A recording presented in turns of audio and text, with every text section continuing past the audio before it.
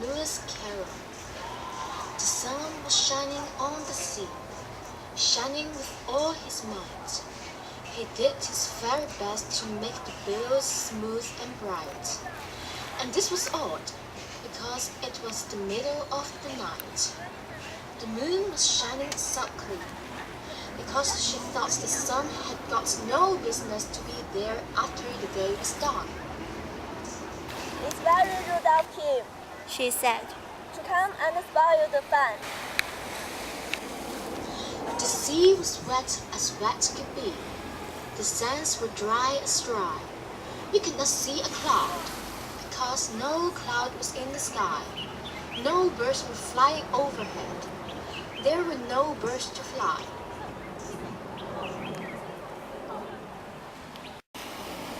The Walrus and the Carpenter were walking close together. They wept like anything to seize the quantities of sand. If this were only cleared away, they said, it would be grand. If 7 maize if 7 moths sweated for half a year, do you suppose the Walrus said, that they could get it clear? I doubt it. And shed a bitter tears. Oh, oyster, come and walk with us. The Walrus did beseech. A pleasant walk, a pleasant talk along the briny reef. We cannot do with more than 4 to give a hand to eat. The eldest oyster looked at him, but never a word he said. The eldest oyster winked his eye and shook his heavy head, meaning to say he did not choose to leave the oyster bed.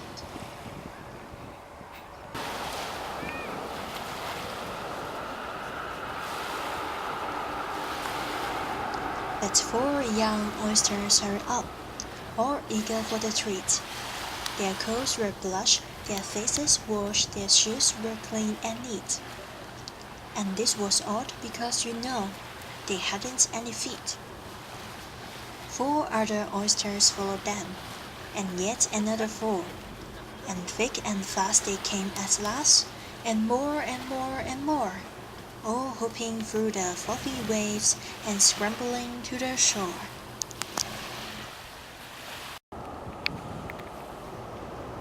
The Walrus and the Carpenter walked on a mile or so, and then they rested on a rock conveniently low.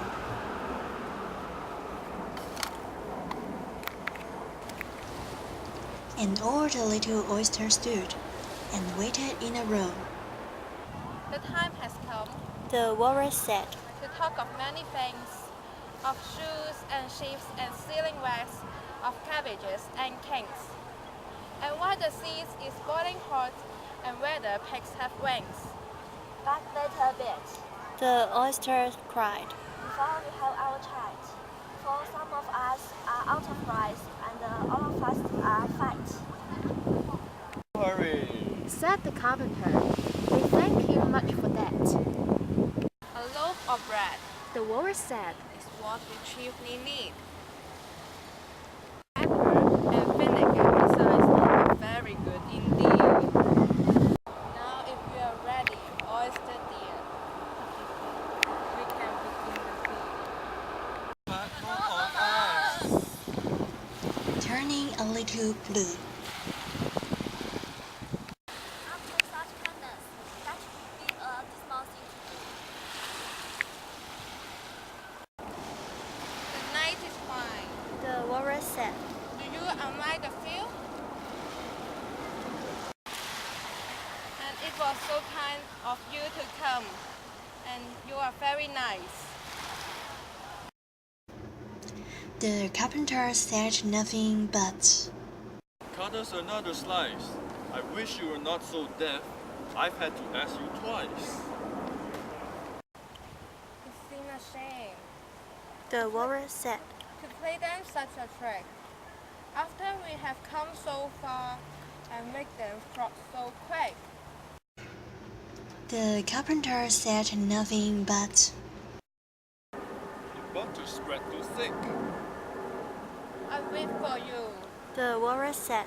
I deeply sympathize.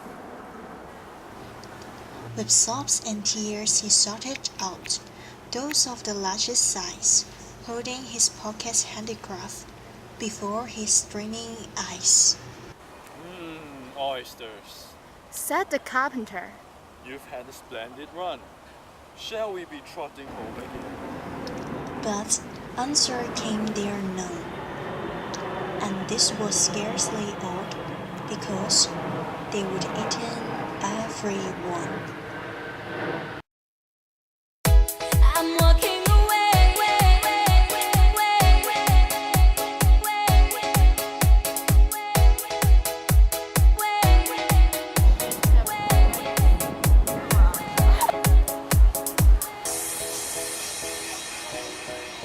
I'm in, I'm out, same story.